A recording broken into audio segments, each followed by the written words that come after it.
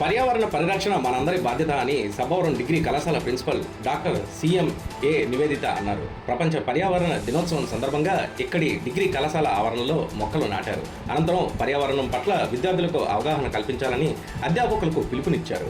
ఈ సందర్భంగా ఆయన మాట్లాడుతూ తల్లి జన్మనిస్తే చెట్లు ప్రాణం పోస్తాయని గుర్తు చేశారు. తప్పకుండా ప్రతి విద్యార్థి మొక్కలు నాటడం అలవాటు చేసుకోవాల్సిన అవసరం ఉందని పిలుపునిచ్చారు.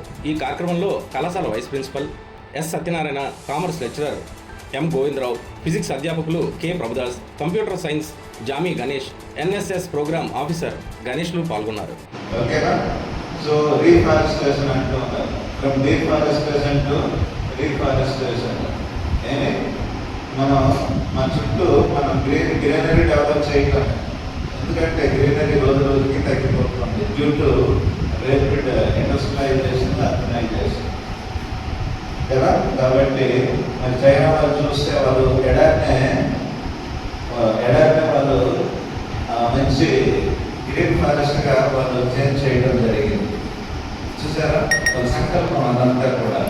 మనం కూడా మనుషులే కదా కాబట్టి మనం చేయాల్సిన మొక్క నాటడం పెద్ద కష్టమేమి కాదు కదా.